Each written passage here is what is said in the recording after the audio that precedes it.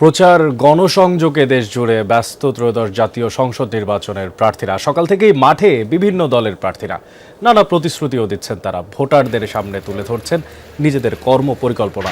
নিজ নিজ এলাকায় ধানের শীষের পক্ষে পথসভা, সমাবেশ, লিফলেট বিতরণ ও গণসংযোগ করছেন বিএনপির প্রার্থীরা। জামায়াতের প্রার্থীরাও চালাচ্ছেন প্রচার কার্যক্রম, চাইছেন দাঁড়িপাল্লার পক্ষে ভোট। থেমে নেই অন্যান্য দল ও স্বতন্ত্র প্রার্থীরাও, কর্মব্যস্ত সময় কাটাচ্ছেন তারা। এ গ্রেড ক্লিংকারের কনফিডেন্স সিমেন্ট, বাংলাদেশের হৃদয় জুড়ে। জামালপুর থেকে নির্বাচনী প্রচারণার খবর জানাতে আমাদের সঙ্গে যুক্ত আছেন সাগর ফরাজি। সাগর, প্রার্থীদের গণসংযোগ কেমন দেখছেন আর কি কি প্রতিশ্রুতি দিচ্ছেন তারা? আজকে প্রায় 10 দিন হতে চলল নির্বাচনী প্রচারণার। আমরা দেখেছি সকল প্রার্থী ভোরবেলা থেকে শুরু করে রাত পর্যন্ত কিন্তু তাদের প্রচারণা চালিয়ে যাচ্ছেন। আমি এখন রয়েছি রশিদপুর এলাকায়। এই এলাকায় আসলে যিনি বিএনপির মনোনীত প্রার্থী অ্যাডভোকেট ওয়ারেস আলী মামুন, তিনি কিন্তু তার উঠান বৈঠকের পাশাপাশি মানুষ যারা রয়েছেন তাদের সাথে কথা বলছেন এবং কি তাদের কাছে ভোটও প্রার্থনা করছেন। পাশাপাশি বিভিন্ন যে সমস্যাগুলো রয়েছে মানুষের, সেটিও কিন্তু সমাধানের চেষ্টা করছেন।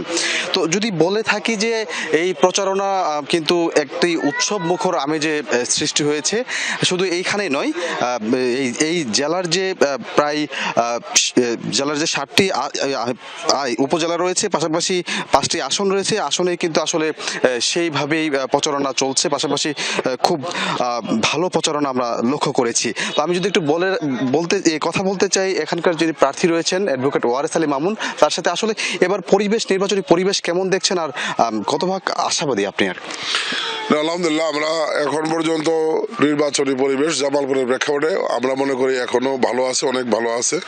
আমরা নির্বাচনী পরিবেশ ভালো রাখার জন্য সর্বাত্মক চেষ্টা করছি।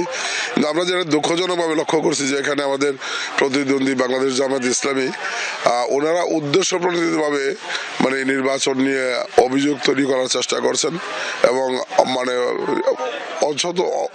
অযথা কিছু অভিযোগ দাঁড় করাচ্ছেন, যেগুলো আসলে নির্বাচনের ক্ষেত্রে গ্রহণযোগ্য বলে মনে হয় না আমাদের। আমরা যেটি আহ্বান জানাই যে এটা আমাদের দীর্ঘ 17 বছর সংগ্রামের ফসল, একটা সুষ্ঠু নির্বাচন। আমরা আশাবাদী যে তারা অভিযোগ থেকে সরে মাঠে রাজনীতিতে আসবেন এবং আমরা একটা সুষ্ঠু নির্বাচন পাবো ইনশাআল্লাহ। ধন্যবাদ। যেমনটি শুনছিলেন, আসলে যে নির্বাচনের যে পরিবেশ এখন পর্যন্ত কিন্তু জামালপুরের পরিবেশ সুষ্ঠু ও শান্তিপূর্ণ রয়েছে।